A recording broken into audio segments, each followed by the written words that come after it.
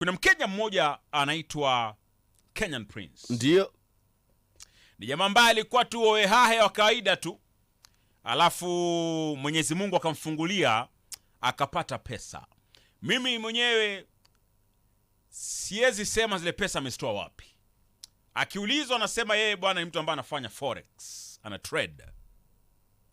This boy is moneyed because ana drive gari kubwa kubwa, you know, na haendi kazini 8 to 5 ama sijui masaa mangapi. Ana drive magari makubwa kubwa. So unajua he's just living his life. Juzi alisema kwamba haezi date vitoto vya 2000 kwa sababu sijui vinanuka, havijui kuoga, yana date wa mama. Leo sasa amesema kwamba ikiwa una mshahara chini ya 50,000, the only future unatizama ni kifo. That's what he has said.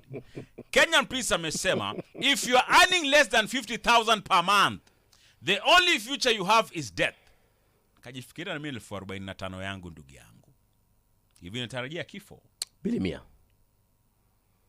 I'll share with you a short story. Kuna wakati nilikuwa rafiki yangu tunapiga raundi driving along Beach Road, Diani. Then we came across a hotel ambayo nilikuwa najua inakuwa owned na mtu wa kwao. Nikamwambia, by the way ni hotel ya rafiki yako, anakuaga na pesa kweli? Aliniuliza swali moja. Nani anakuaga na pesa? Na wewe unajua he's moneyed. Exactly. Sijui kama unanielewa. Mimi nilikuwa najua that guy is moneyed. Naam. Lakini mtu anakuuliza. Nilipomtajia nikamwambia, by the way ni hotel ya Bilimia. Bilimia anakuaga na pesa, ako vizuri. Bilimia ako na pesa? So nataka kuuliza swali hapa. Kenyan Prince ako na pesa? No, it's just a question. Kwa sababu from what I know, kwa hii miaka yangu 31 ya 32 nilioishi ulimwenguni, what I know, pesa haipendi kelele. Pigo tena zaidi. Wenye pesa waongee, hawatoi reckless statements kama hizi. Akikuwa ataacha. Wajua waweza kuwa unapata hela, ni sawa, unapata pesa, lakini usitapikie wasionacho. Umeelewa Pesa haipendi kelele, lakini pia money shouts.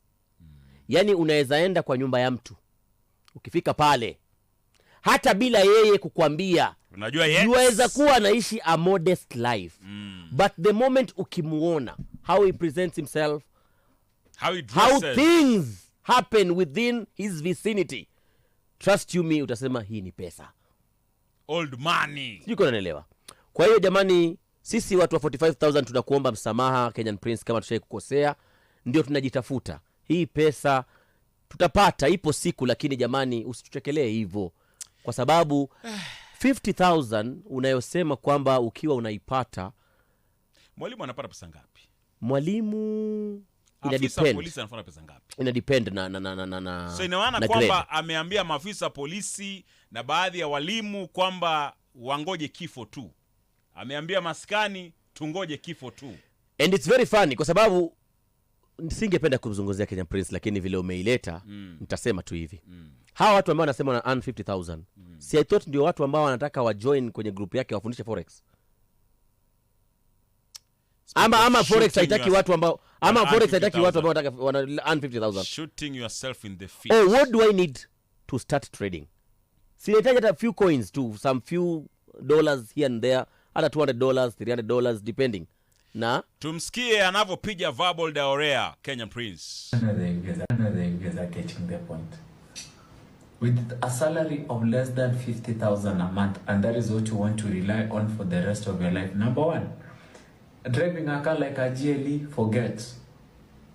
Driving a car like a GLE, forget. Forget. Owning 93 cars in your compound, forget. Wewe unangojea kifo. The only thing you're waiting for is death. If you're running less than 50,000 a month, what are you waiting for? What are you waiting for? Sini kifo. Owning a house in Nairobi, forget.